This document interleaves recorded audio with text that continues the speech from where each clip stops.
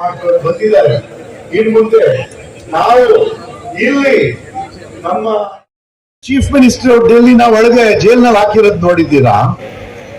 ಯಾವತ್ತಾದ್ರೂ ಒಂದ್ ದಿವಸ ಕಾಂಗ್ರೆಸ್ ಪಕ್ಷ ವಿರೋಧ ಪಕ್ಷದ ಅಕೌಂಟ್ಸ್ ನ ಫ್ರೀಸ್ ಮಾಡಿರೋದು ನೋಡಿದ್ದೀರಾ? ಅದು ಎಂತ, ಅದು ರಾಮಾನುಜನ್ ಅಂತ ಒಂದು ಮ್ಯಾಥಮೆಟಿಷಿಯನ್ ಇದ್ರಲ್ಲ, ಅವ್ರಿಗೂ ಆ ತರ ಮ್ಯಾಥಮೆಟಿಕ್ಸ್ ಗೊತ್ತಿಲ್ಲ. ನಮ್ಮ ಬಿಜೆಪಿ ಸರ್ಕಾರದ ಮ್ಯಾಥಮೆಟಿಕ್ಸ್ ಏನೋ 40 ಲಕ್ಷ ಟ್ಯಾಕ್ಸ್ ಲೇಟ್ ಆಗಿ ಕಟ್ಟುವುದು ಅಂತೆ. ಅದಕ್ಕೋಸ್ಕರ ಎಷ್ಟು ಫೈನ್ ಕಟ್ತಾರೆ ನಮ್ಮ ಮೇಲೆ? 1800 ಕೋಟಿ. ಅದು ಈ 40 ಲಕ್ಷ ಲೇಟ್ ಟ್ಯಾಕ್ಸಸ್, ಅಲ್ಲಿ 1800 ಕೋಟಿ. ಏನಕ್ಕೆ? ಅವ್ರಿಗೆ ಹೆದರಿಕೆ ಆಗಿದೆ, ಅವ್ರು ನಡುತ್ತಾ ಇದ್ದಾರೆ. ಅದಕ್ಕೋಸ್ಕರ ಮೋದಿ ಅಮಿತ್ ಶಾ ಅವರು ಹಗಲು ರಾತ್ರಿ ಬೇರೆ ಬೇರೆ ಪಕ್ಷಗಳಿಂದ ಎಲ್ಲೆಲ್ಲಿ ಯಾರ್ಯಾರನ್ನ ಕರ್ಕೊಂಬರಕ್ಕಾಗತ್ತೆ ಅಂತ ಪ್ರಯತ್ನ ಪಡ್ತಾ ಇದ್ದಾರೆ. ಅದಕ್ಕೆ ಅವ್ರು ಅವ್ರು ಆತರ ಒಂದು ಸಮಯದಲ್ಲಿ ಏನ್ ಮಾಡ್ತಾರೆ, ಈ ತರ ಡೆಮೊಕ್ರಾಟಿಕ್ ಪೈಪೋಟಿ ಏನ್ ಇರ್ಬೇಕಾಗಿದೆ ಆ ವ್ಯವಸ್ಥೆನ ಹಾಳು ಮಾಡಕ್ಕೆ ಪ್ರಯತ್ನ ಪಡ್ತಾರೆ. ಅದನ್ನ ನಾವು ಸಹಿಸಕ್ಕಿಲ್ಲ. ಅದು ನಮ್ಮ ಪ್ರಜಾಪ್ರಭುತ್ವದ ವಿರುದ್ಧ ಕಾರ್ಯಗಳನ್ನ ನಡೆಸ್ತಾ ಇದ್ದಾರೆ. ಇದೇನು ಹೊಸದಲ್ಲ. ಆಪರೇಷನ್ ಕಮಲ ಅಂತ ನೀವೇ ನೋಡಿದ್ರಿ, ಅದ್ ನಮ್ಮ ರಾಜ್ಯದಲ್ಲೇ ಸೃಷ್ಟಿ ಮಾಡಿದ್ರು.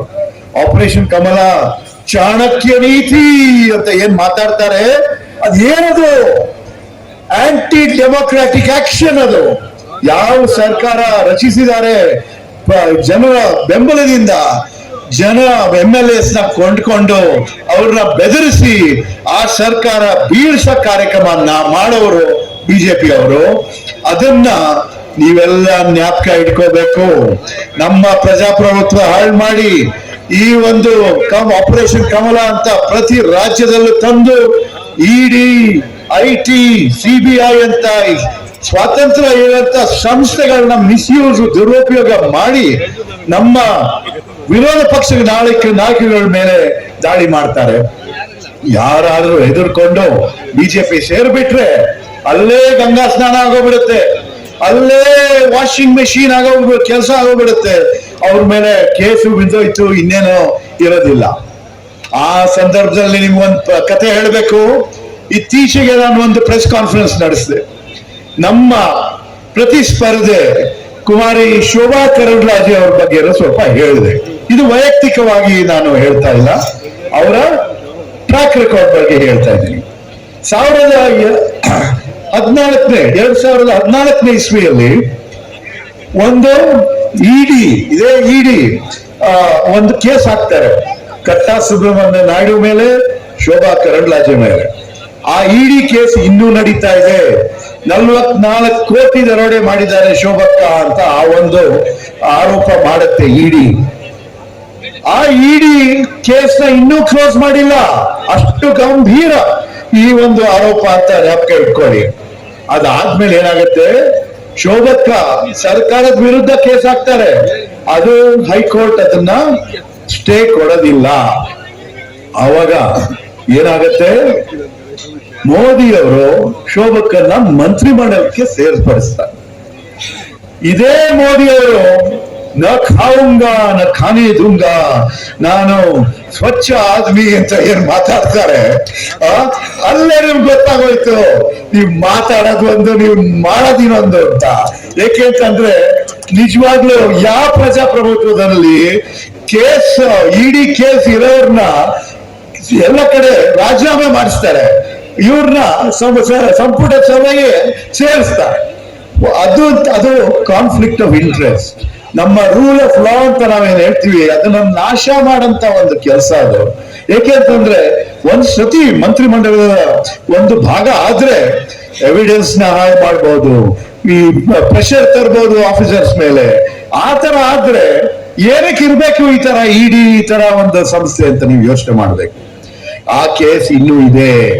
ಆ ಕೇಸು ಶೋಭಕ್ಕನ್ನ ಅಫಿಡೇವಿಟ್ ನಲ್ಲಿ ನೋಡಿದ್ರೆ ಬಹಳ ಒಂದು ಹೈಡ್ ಮಾಡಕ್ಕೆ, ಔಷಧಕ್ಕೆ ಪ್ರಯತ್ನ ಪಟ್ಟಿದ್ರು ಹಿಂದಿನ ಬಾರಿ. ಅದನ್ನ ಪ್ರೈವೇಟ್ ಕಂಪ್ಲೇಂಟ್ ಅಂತ ಹೇಳಿದ್ರು. ಯಾವತ್ತಿಂದ ED ಪ್ರೈವೇಟ್ ಪಾರ್ಟಿ ಆಗೋಯ್ತು? ಇವಾಗ ಓಕೆ, ನೀವ್ ಹೇಳದ್ ನಿಜ, ಬಿಜೆಪಿ ಪ್ರೈವೇಟ್ ಪ್ರಾಪರ್ಟಿ ಆಗ್ಬಿಟ್ಟಿದೆ. ED ನಮ್ಮ ದೇಶದ ಪ್ರಾಪರ್ಟಿ ಅಲ್ಲ.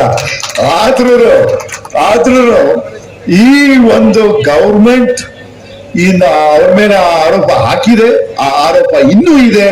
ಅವರು ಗವರ್ಮೆಂಟ್ ವಿರುದ್ಧ ಕೇಸ್ ಹಾಕಿದ್ದಾರೆ, ಅದ್ರ ಬಗ್ಗೆ ಯಾರು ಅಷ್ಟು ತಿಳುವಳಿಕೆ ಕೊಡ್ತಾ ಇಲ್ಲ. ಅಷ್ಟೇ ಮುಂದೆ ಈ ತರ ಭ್ರಷ್ಟಾಚಾರಿಗಳು ಬೇಕಾ ನಿಮ್ಗೆ? ಇಲ್ದಿದ್ರೆ ನಿಮ್ಗೆ ಒಳ್ಳೆ ಚೆನ್ನಾಗಿ ಒಂದು ಒಳ್ಳೆ ಹಿನ್ನೆಲೆಯಿಂದ ಆದರ್ಶವಾದಿಗಳು ಬೇಕಾ ನಿಮ್ಗೆ ಅಂತ ನೀವು ನೋಡ್ಬೇಕು, ಯೋಚಿಸ್ಬೇಕು. ಆ ತರ ಒಂದು ಅಭ್ಯರ್ಥಿನ ಆಯ್ಕೆ ಮಾಡಬೇಕು.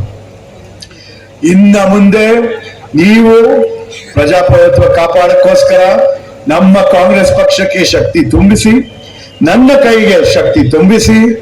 ಇನ್ನು ಮುಂದೆ ನೀವೆಲ್ಲರೂ ನಾನು ಬರ್ತಾ ಇದ್ದೀನಿ, ಅಭ್ಯರ್ಥಿ ಬರ್ತಾ ಇದ್ದೀನಿ ಅಂತ ಕಾಯಬೇಡಿ. ನೀವೇ ಅಭ್ಯರ್ಥಿ ಅಂತ ಮನೆಗೆ ಹೋಗಿ ಬೂತ್ ಲೆವೆಲ್ ನಲ್ಲಿ ನೀವೇನು ಕೆಲಸ ಮಾಡ್ತೀರಾ, ಅದ್ರಿಗಿಂತ ಬೆಟರ್ ಪರಿಣಾಮ, ಒಳ್ಳೆ ಪರಿಣಾಮ ಇನ್ನೆಲ್ಲೂ ಸಿಗೋದಿಲ್ಲ. ನಿಮ್ ಕೈಲಿದೆ. ನೀವು ಬೂತ್ ಅಲ್ಲಿ ನಿಮ್ಮ ಜನರ ಜೊತೆ ಸಂಪರ್ಕ ಬೆಳೆಸಿ, ಅವರ ಸಮಸ್ಯೆಗಳ ಬಗ್ಗೆ ತಿಳುವಳಿಕೆ ಹೆಚ್ಚು ಮಾಡ್ಕೊಳ್ಳಿ. ಅದನ್ನ ಹೇಗೆ ಸುಧಾರಿಸಬಹುದು ಅಂತ ಅವ್ರ ಜೊತೆ ಚರ್ಚೆ ಮಾಡಿ, ನಮ್ಮ ಜೊತೆ ಚರ್ಚೆ ಮಾಡಿ, ನಾವು ಎಲ್ಲ ಸೇರಿ ಜನರ ಒಲವು ತಗೊಂಡು ಮುಂದೆ ಒಂದು ಪಾಸಿಟಿವ್ ವೋಟ್ ತಗೊಂಡು ಮುಂದೆ ಹೋಗೋಣ. ಅದೇ ತರ ಕೊನೆಯದಾಗಿ ನಾನು ಹೇಳ್ಬೇಕು ಅಂತಂದ್ರೆ, ಇದು ಬರೀ ಬೆಂಗಳೂರು ಕ್ಷೇತ್ರದ ವೋಟರ್ಸ್ಗಲ್ಲ, ನಮ್ಮ ಇಡೀ ಬೆಂಗಳೂರು ನಗರದ ಬಗ್ಗೆ ಯೋಚನೆ ಮಾಡಿ. ಕಾಂಗ್ರೆಸ್ ಪಕ್ಷ, ನಮ್ಮ ಹೈಕಮಾಂಡ್ ಒಂದು ಒಳ್ಳೆ ಟೀಮ್ ಆಫ್ ಕ್ಯಾಂಡಿಡೇಟ್ಸ್ ನ ಕೊಟ್ಟಿದ್ದಾರೆ. ಟೀಮ್ ಬೆಂಗಳೂರು ಅಂತ. ಟೀಮ್ ಬೆಂಗಳೂರು ಅಂದ್ರೆ ಏನು? ಉತ್ತರದಲ್ಲಿ ನಾನು, ಕೇಂದ್ರದಲ್ಲಿ ನಮ್ಮ ಮನ್ಸೂರ್ ಅಲಿ ಖಾನ್, ಎಜುಕೇಶನಿಸ್ಟ್, ಒಳ್ಳೆ ಎಜುಕೇಶನಿಸ್ಟ್, ದೆಹಲಿ ಪಬ್ಲಿಕ್ ಸ್ಕೂಲ್ಸ್ ಎಲ್ಲ ನಡೆಸೋರು ಮನ್ಸೂರ್ ಅಲಿ ಖಾನ್. ದಕ್ಷಿಣದಲ್ಲಿ ಆಕ್ಟಿವಿಸ್ಟ್ MLA ಆಗಿರೋ ಸೌಮ್ಯ ರೆಡ್ಡಿ ಅವರು. ಗ್ರಾಮಾಂತರ ಪ್ರದೇಶದಲ್ಲಿ DK ಸುರೇಶ್ ಅಣ್ಣ, ಅವರಷ್ಟು ಇಂಪ್ಲಿಮೆಂಟೇಶನ್ ಮಾಡಂತವರು ಇನ್ನೆಲ್ಲೂ ಇಲ್ಲ. ಆ ಒಳ್ಳೆ ಕೆಲಸ ಮಾಡ್ತಾರೆ. ಸೊ ಈ ಟೀಮ್ ಬೆಂಗಳೂರು ಇನ್ನು ಮುಂದೆ ನಿಮ್ ಮುಂದೆ ಒಂದು ಬೆಂಗಳೂರು ಪ್ರಣಾಳಿಕೆ ಅಂತ, ಮ್ಯಾನಿಫೆಸ್ಟೋ ಫಾರ್ ಬೆಂಗಳೂರು ಅಂತ ತರ್ತೀವಿ. ನಾವೆಲ್ಲರೂ ಒಟ್ಟಿಗೆ ಕೆಲಸ ಮಾಡಕ್ಕೆ ನಿರ್ಧಾರ ಮಾಡಿದೀವಿ. ನಮ್ಮ ಸರ್ಕಾರ ಬರುತ್ತೆ.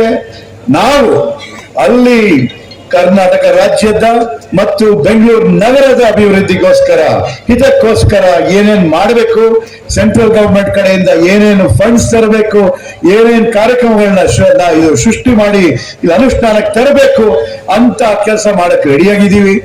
ಈ ಸತಿ ನಮ್ಮೆಲ್ಲರಿಗೂ ಅವಕಾಶ ಮಾಡಿಕೊಟ್ರೆ ನಿಮಗೆ ಡಬಲ್ ಎಂಜಿನ್ ಸರ್ಕಾರ ಅಲ್ಲ, ಟ್ರಿಪಲ್ ಎಂಜಿನ್ ಸರ್ಕಾರ ಆಗೋ ಸಾಧ್ಯತೆ ಇದೆ. ನಾವು ಡೆಲ್ಲಿನಲ್ಲಿ ಇರ್ತೀವಿ. ಇಲ್ಲಿ ನಮ್ಮ ಸರ್ಕಾರ ಭಾರಿ ಬಹುಮತದಿಂದ ನೀವು ಆಯ್ಕೆ ಮಾಡಿದ್ದೀರಾ. ಸಿದ್ದರಾಮಯ್ಯನವರ ನೇತೃತ್ವದಲ್ಲಿ, DK ಶಿವಕುಮಾರ್ ನೇತೃತ್ವದಲ್ಲಿ ಬಂದು ಇಲ್ಲಿ ಒಳ್ಳೆ ಕೆಲಸ ಮಾಡ್ತಾ ಇದ್ದೀವಿ. ಇನ್ನು ಮುಂದೆ ಈ ಲೋಕಸಭಾ ಚುನಾವಣೆ ಆದ ತಕ್ಷಣ ಕಾರ್ಪೊರೇಷನ್ ಚುನಾವಣೆಯನ್ನು ನಡೆಸ್ತೀವಿ. ಅಲ್ಲರೂ ನಾವು ಗೆಲ್ತೀವಿ. ಲೋಕಲ್ ಲೆವೆಲ್ ಇಂದ, ಸ್ಟೇಟ್ ಲೆವೆಲ್ ಇಂದ, ನ್ಯಾಷನಲ್ ಲೆವೆಲ್ ವರೆಗೂ ನಾವೇ ಇರ್ತೀವಿ. ನಿಮ್ಮ ಸಮಸ್ಯೆಗಳನ್ನ ಇತಿಹಾಸ ಮಾಡ್ತೀವಿ. ನಿಮ್ಮ ಭವಿಷ್ಯವನ್ನು ಚೆನ್ನಾಗಿ ಕಟ್ತೀವಿ ಅಂತ ಹೇಳಿ ನಿಮ್ಗೆ ತಿರ್ಗಾ ಒಂದ್ಸತಿ ಹೇಳ್ತಾ ಇದ್ದೀನಿ, ನಿಮ್ ಬೂತ್ ನಲ್ಲಿ ಕೆಲಸ ಮಾಡಿ.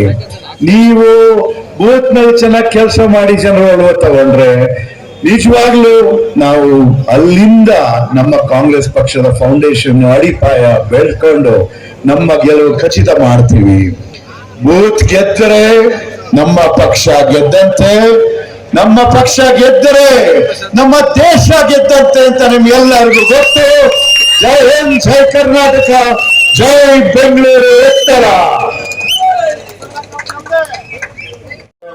ಬಂದಿದ್ದಾರೆ. ಇನ್ನು ಮುಂದೆ ನಾವು ಇಲ್ಲಿ ನಮ್ಮ